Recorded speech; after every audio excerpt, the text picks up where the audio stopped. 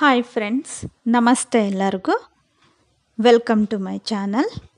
ಇವತ್ತು ನಾನು ಮಧುಬನಿ ಪೇಂಟಿಂಗ್ ಬಗ್ಗೆ ಒಂದು ಸಂಪೂರ್ಣವಾದ ಮಾಹಿತಿಯನ್ನು ನೀಡ್ತಾ ಇದ್ದೀನಿ.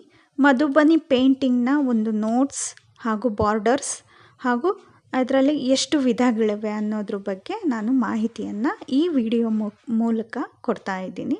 ಹಾಗಾದರೆ ಈ ಮಧುಬನಿ ಪೇಂಟಿಂಗ್ ಹೇಗೆ ಹುಟ್ಕೊಂತು, ಅಂದರೇನು ಅನ್ನೋದ್ರ ಬಗ್ಗೆ ಮೊದಲು ತಿಳ್ಕೊಳ್ಳೋಣ. ಮಧುಬನಿ ಪೇಂಟಿಂಗ್ ಅಂದರೆ ಮಿಥಿಲಾ ಪೇಂಟಿಂಗ್ ಅಂತಲೂ ಕರೀತಾರೆ. ಈ ಮಧುಬನಿ ಪೇಂಟಿಂಗ್ ಭಾರತ ಮತ್ತು ನೇಪಾಳದ ಒಂದು ವಿಶಿಷ್ಟವಾದ ಕಲೆಯಾಗಿದೆ. ಮಧುಬನಿ ಪೇಂಟಿಂಗ್ ಅನ್ನೋದು ಚಿತ್ರಕಲೆಯ ಒಂದು ಶೈಲಿಯಾಗಿದೆ. ಇದು ಬಿಹಾರದ ಮಧುಬನಿ ಎಂಬ ಜಿಲ್ಲೆಯಿಂದ ಹೆಸರಿಸಲ್ಪಡುತ್ತದೆ ಹಾಗೂ ಅಲ್ಲಿಯೇ ಕೂಡ ಜನ್ಮ ತಾಳಿದೆ. ಹಾಗಾದರೆ ಇದೇ ಡಿಸ್ಟ್ರಿಕ್ನಲ್ಲಿ ಒಂದು 3 ಪ್ರಮುಖ ನಗರಗಳಿವೆ. ಈ 3 ಪ್ರಮುಖ ನಗರಗಳು ಕೂಡ ಮಧುಬನಿ ಪೇಂಟಿಂಗಿಗೆ ಹೆಚ್ಚು ಹೆಸರುವಾಸಿ. ಅವುಗಳೆಂದರೆ ಜಿತ್ವಾರ್ಪುರ್, ರಂತಿ, ರಶೀದ್ಪುರ್. ಈ ಪೇಂಟಿಂಗ್ನಲ್ಲಿ ಹೆಚ್ಚಾಗಿ ನೈಸರ್ಗಿಕ ಬಣ್ಣದ ಬಳಕೆಯನ್ನು ಮಾಡ್ತಿದ್ರು ಹಿಂದಿನ ಕಾಲದಲ್ಲಿ, ಹಾಗೂ ಹೆಚ್ಚು ಸ್ತ್ರೀಯರು ಇದರಲ್ಲಿ ತೊಡಗಿಸ್ಕೊಳ್ತಿದ್ರು. ಈ ಸ್ತ್ರೀಯರು ಮಧುಬನಿ ಪೇಂಟಿಂಗಿಗೋಸ್ಕರ ಬೆರಳುಗಳಿಂದ ಕೊಂಬೆ, ಕುಂಚ, ನಿಬ್ಬೆನ್, ಬೆಂಕಿ ಕಡ್ಡಿ ಇಂತಹವುಗಳನ್ನು ಬಳಕೆ ಮಾಡಿಕೊಂಡು ಪೇಂಟಿಂಗ್ನ ಬಿಡಿಸ್ಕೊಳ್ತಾ ಇದ್ರು.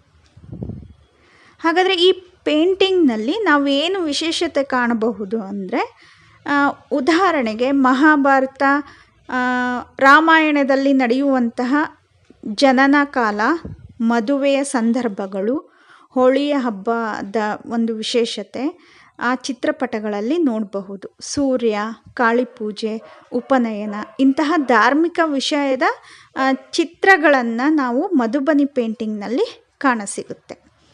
ಹಾಗಾದರೆ ಇದರ ಕೇಂದ್ರ ಸ್ಥಾನ ಎಲ್ಲಿದೆ ಅಂದರೆ ಬೆನ್ನಿಪಟ್ಟಿಯಲ್ಲಿ ವೈದೇಹಿ ಅನ್ನೋದು ಇದರ ಕೇಂದ್ರ ಸ್ಥಾನ. ಮತ್ತೊಂದು ರಂತಿಯ ಗ್ರಾಮ ವಿಕಾಸ ಪರಿಷತ್ ಕೂಡ ಇದರ ಕೇಂದ್ರ ಸ್ಥಾನವಾಗಿದೆ. ಹಾಗಾದರೆ ಇದರ ಇತಿಹಾಸ ಹೇಗೆ ಹುಟ್ಟಿತು ಅನ್ನೋದ್ರ ಬಗ್ಗೆ ನೋಡೋಣ.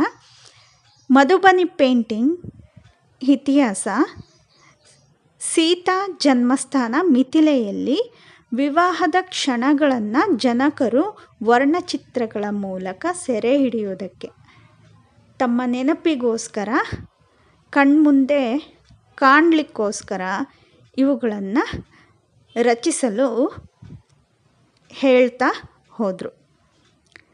ಬಿಹಾರದ ಮಿಥಿಲೆಯ ಮಧುಬನಿಯಲ್ಲಿ ಈ ಕಲೆ ಹುಟ್ಕೊಂತು ಹಾಗೂ ಪ್ರಮುಖವಾದ ರಫ್ತು ಕೇಂದ್ರ ಕೂಡ ಇದಾಯಿತು. ಇದನ್ನು ಆರಂಭದಲ್ಲಿ ಗೋಡೆ ಮೇಲೆ ಚಿತ್ರಿಸ್ತಿದ್ರು, ನಂತರ ಕಾಗದ, ಈಗೆಲ್ಲ ಕ್ಯಾನ್ವಾಸ್ಗಳಲ್ಲೂ ಕೂಡ ಮುಂದುವರಿತಾ ಬಂದಿದೆ. ಆರಂಭದಲ್ಲಿ ಬಟ್ಟೆ, ಗುಡಿಸಲಿನ ನೆಲದಲ್ಲಿ ಅಕ್ಕಿ ಪುಡಿ ಪೇಸ್ಟ್ನಿಂದ ಬಿಡಿಸ್ಕೊಳ್ತಿದ್ರು.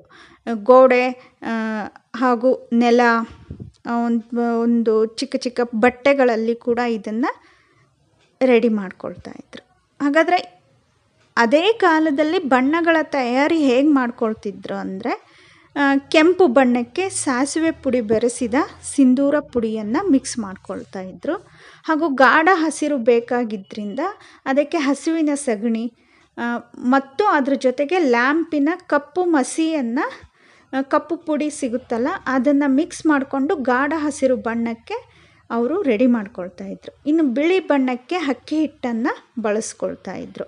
ನಿಂಬೆ ಹಳದಿಗೆ ಪೇವ್ಡಿ, ಹಳದಿ ಬಣ್ಣಕ್ಕೆ ಅರಿಶಿಣ, ನೀಲಿ ಬಣ್ಣಕ್ಕೆ ಇಂಡಿಗೋ, ಕಿತ್ತಳೆ ಬಣ್ಣಕ್ಕೆ ಪಲಾಶುವು, ಹಸಿರು ಬಣ್ಣಕ್ಕೆ ಬಿಲ್ವ ಎಲೆ, ಕೆಂಪು ಬಣ್ಣಕ್ಕೆ ಮತ್ತೊಂದು ಜೇಡಿಮಣ್ಣು. ಹೀಗೆ ನೈಸರ್ಗಿಕವಾದ ಬಣ್ಣಗಳನ್ನು ಆವಾಗಿನ ಕಾಲದಲ್ಲಿ ತಯಾರಿಸ್ಕೊಳ್ತಿದ್ರು.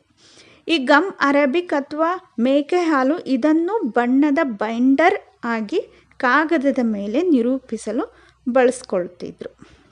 ಇನ್ನು 1940ರಲ್ಲಿ ಕಲ್ಕತ್ತಾದಿಂದ ರಾಸಾಯನಿಕ ಪುಡಿ ವರ್ಣದ್ರವ್ಯ ಲಭ್ಯವಾಯಿತು. ಅದರ ನಂತರವಾಗಿ ರಾಸಾಯನಿಕ ಪುಡಿ ನಮಗೆ ದೊರೀತಾ ಬಂತು. ನಂತರ ಈ ಒಂದು ಚಿತ್ರಪಟಗಳಲ್ಲಿ ಪ್ರಕೃತಿ ಮಹಾಕಾವ್ಯಗಳ ದೃಶ್ಯ ಮತ್ತು ದೇವತೆಗಳು, ಸೂರ್ಯಚಂದ್ರರ ಚಿತ್ರ, ತುಳಸಿಯ ಧಾರ್ಮಿಕ ಪೂಜೆ, ಹಬ್ಬ, ಪೂಜೆ, ವಿವಾಹ, ರಾಜಮನೆತನಗಳ ದೃಶ್ಯಗಳು, ಪ್ರಾಣಿ ಪಕ್ಷಿಗಳು, ಜಾಮಿತಿಯ ವಿನ್ಯಾಸವನ್ನು ಕೂಡ ಈ ವರ್ಣಚಿತ್ರಗಳಲ್ಲಿ ಕಾಣಬಹುದು. ಈ ಒಂದು ಮಧುಬನಿ ಪೇಂಟಿಂಗ್ ಅನ್ನೋದು ತುಂಬ ಕಲರ್ಫುಲ್ಲಾಗಿ ಇರುತ್ತೆ. ಅಂದರೆ ಕೆಲವೊಂದು ಕಡೆ ಜಾಗ ಉಳಿದಾಗ, ಸ್ಪೇಸ್ ಇದ್ದಾಗ ಅದನ್ನು ಎಲೆ, ಪ್ರಾಣಿಗಳು, ಪಕ್ಷಿಗಳಿಂದ ಅಲಂಕರಿಸ್ತಿದ್ರು. ಅಂದರೆ ಎಲ್ಲಿಯೂ ಕೂಡ ನಮಗೆ ಗ್ಯಾಪ್ ನೋಡೋದಕ್ಕೆ ಸಿಗಲ್ಲ. ಈ ಚಿತ್ರಪಟದ ವಿಶೇಷತೆಯೇ ಇದು. ಹಾಗಾದರೆ ಇದರಲ್ಲಿ ಒಂದು 5 ವಿಶಿಷ್ಟವಾದ ಶೈಲಿಗಳಿವೆ. ಒಂದು ಬರ್ನಿ, ಕಚ್ನಿ, ತಾಂತ್ರಿಕ, ಗೋಡ್ನ, ಖೋಬರ್. ಈ 5 ವಿಶಿಷ್ಟವಾದ ಶೈಲಿಗಳಿವೆ. ಮೊದಲನೇದಲ್ಲಿ ಬರ್ನಿಯಲ್ಲಿ ತಾಂತ್ರಿಕ ಶೈಲಿಯನ್ನು ನಾವು ಆ ಒಂದು ಪೇಂಟಿಂಗ್ನಲ್ಲಿ ನೋಡಬಹುದು. ಇದು ಭಾರತ ಮತ್ತು ನೇಪಾಳದ ಬ್ರಾಹ್ಮಣ ಮಹಿಳೆಯರು ಹೆಚ್ಚಾಗಿ ರಚನೆ ಮಾಡ್ತಿದ್ರು. ಹಾಗೂ ಕಚ್ನಿಯನ್ನು ಹೇಗೆ ಕಂಡುಹಿಡಿಬಹುದು ಮಧುಬನಿ ಅಂತ ಅಂದರೆ, ಈ ಕಚ್ನಿ ಮಧುಬನಿ ಶೈಲಿಯಲ್ಲಿ 2 ಮಾತ್ರ ಕಲರ್ಸ್ ನಾವು ಆ್ಯಡ್ ಮಾಡ್ತೀವಿ. ಅಂದರೆ ಮೂರನೇದಾಗಿ ಹೆಸರೇ ಹೇಳುವಂತೆ ತಾಂತ್ರಿಕ ಅಂದರೆ ವಿಷನ್ನು ಮಾಡೋದಾಗಿದೆ. ಇನ್ನು 4ನೇದು ಹೆಚ್ಚು ಪ್ರಾಣಿ ಪಕ್ಷಿಗಳ ವೃತ್ತಾಕಾರದ ಚಲನೆಯನ್ನು ನಾವು ನೋಡ್ತೀವಿ ಗೋಡ್ನ ಶೈಲಿಯಲ್ಲಿ. ನಂತರ ಖೋಬರ್ ಶೈಲಿಯಲ್ಲಿ ಇದಕ್ಕೆ ನಾವು ಪುರಾಣ ಶೈಲಿ ಅಂತಲೂ ಕೂಡ ಕರೀತಾರೆ.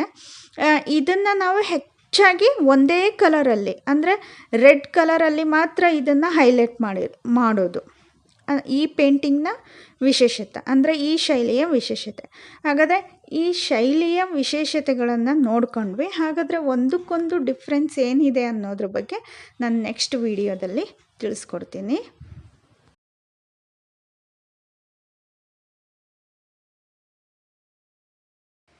ಸ್ಕ್ರೀನ್ ಮೇಲೆ ನೋಡ್ತಾ ಇರುವಂತಹ ಬಾರ್ಡರ್ಸ್ಗಳು ಪರ್ಟಿಕ್ಯುಲರ್ ಮಧುಬನಿ ಪೇಂಟಿಂಗ್ನ ಬಾರ್ಡರ್ಸ್ಗಳಾಗಿವೆ. ಈ ಬಾರ್ಡರ್ಸ್ಗಳು ಬ್ಲ್ಯಾಕ್ ಆ್ಯಂಡ್ ವೈಟ್ ಇದ್ದ ಆರಂಭವಾಗಿ ಕಲರ್ಫುಲ್ಲಾಗಿ ರೆಡಿ ಆಗ್ತಾ ಹೋಗುತ್ತೆ. ನಂತರದಲ್ಲಿ ಇಲ್ಲಿ ನಾವು ಕಲರ್ಫುಲ್ಲಾಗಿ ನಾವು ಬಣ್ಣವನ್ನು ಹಾಕಬೇಕಾಗುತ್ತೆ. ಹಾಗೂ ಕಲರ್ಸ್ಗಳ ಕಾಂಬಿನೇಷನ್ ಕೂಡ ಇಲ್ಲಿ ಮುಖ್ಯವಾಗಿರುತ್ತೆ.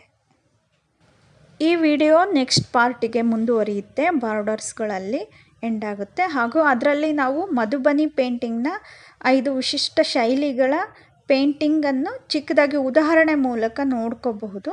ಅದನ್ನು ನಾನು ನೆಕ್ಸ್ಟ್ ವಿಡಿಯೋದಲ್ಲಿ ಅಪ್ಲೋಡ್ ಮಾಡ್ತೀನಿ. ಅಲ್ಲಿವರೆಗೂ ಈ ವಿಡಿಯೋನ ನೋಡ್ತಾ ಇರಿ, ಎಂಜಾಯ್ ಮಾಡಿ. ಈ ವಿಡಿಯೋ ಏನಾದರೂ ನಿಮಗೆ ಇಷ್ಟವಾಗಿದ್ದರೆ ಅಥವಾ ಒಂದು ಚಿಕ್ಕದಾಗಿ ಮಾಹಿತಿ ಸಿಕ್ತು ಅನ್ನೋ ಹಾಗಿದ್ದರೆ ದಯವಿಟ್ಟು ಲೈಕ್ ಮಾಡಿ, ಶೇರ್ ಮಾಡಿ, ಸಬ್ಸ್ಕ್ರೈಬ್ ಮಾಡಿ ಹಾಗೂ ಕಮೆಂಟ್ ಮಾಡೋದನ್ನು ಮರಿಬೇಡಿ. ಮತ್ತೆ ಸಿಗ್ತೀನಿ ಮುಂದಿನ ವಿಡಿಯೋದಲ್ಲಿ. ಅಲ್ಲಿವರೆಗೂ ಥ್ಯಾಂಕ್ಸ್ ಫಾರ್ ವಾಚಿಂಗ್.